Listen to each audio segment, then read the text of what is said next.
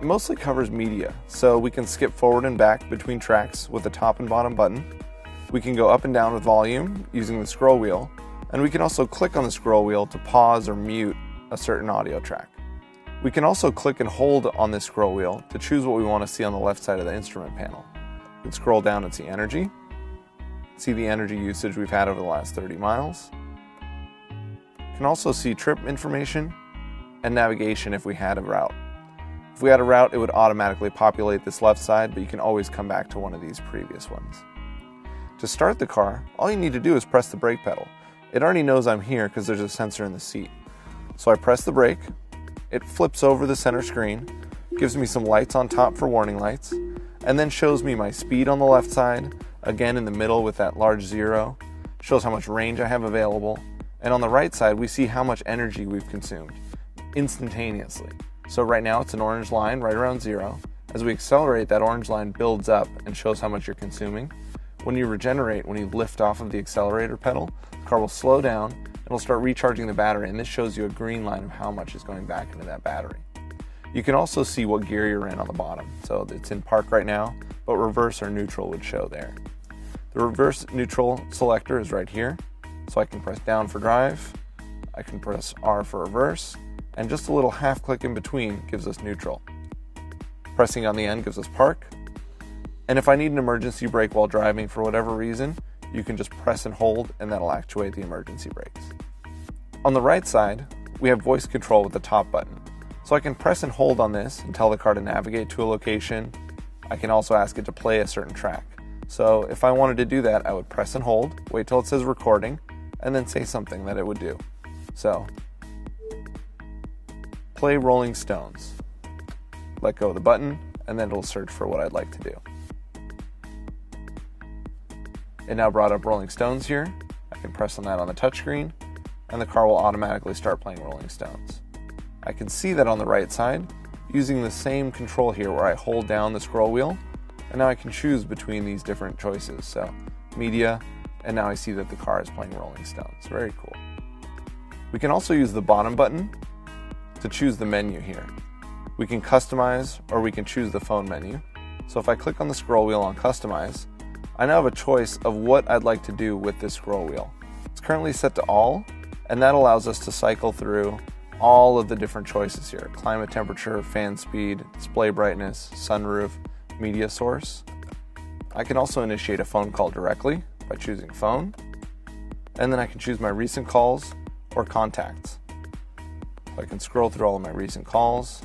I can go back by pressing the menu button again, choosing contacts, and then I can scroll through my entire directory in alphabetical order.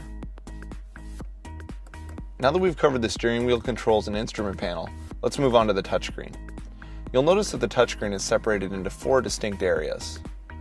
There's a bar across the top that's always stationary, and to start with, there's a status bar on the very, very top here. You have the temperature, you have a shortcut to the charging menu, home link, driver controls, a shortcut to what version you're looking at, the Bluetooth menu, the car's 3G signal, time, and whether the passenger airbag is on or off. Let's go through those one by one. Let's take a look at the charging menu. The charging menu shows you how many miles are available on the car, gives you a visual representation of that, allows you to choose between standard and max range mode. Standard mode is 85% of the battery's charge.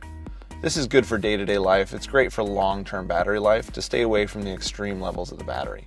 But if you're going to take a long trip the next day, it's a good idea to charge into max range mode. Max range mode charges the car to 100%. That fills it all the way. It's a little bit bad for the long-term life, but it gives you the full range of the car. And it'll stay in that mode for about 3 days unless you set it back, and it'll occasionally remind you to switch back to standard. Switching back to standard takes you back to 85% again on your next charge. The charge current is really only to override the charging current downward. The car automatically knows what to charge at, depending on what it's plugged into. The mobile connector, for instance, those adapters I showed you earlier, they'll actually automatically lower the current based on what type of plug they're plugged into. But if you need to lower it for whatever reason, you can just tap this downward a little bit and that'll lower it. You can also open the charge port directly from here with just a quick tap. Cars equipped with the tech package have HomeLink available. You can create a new home link just by adding in a name, press create home link, and then the car will walk you through the instructions to set that up. You'll need your garage door opener and maybe a ladder to get to the button on your garage door opener to program it.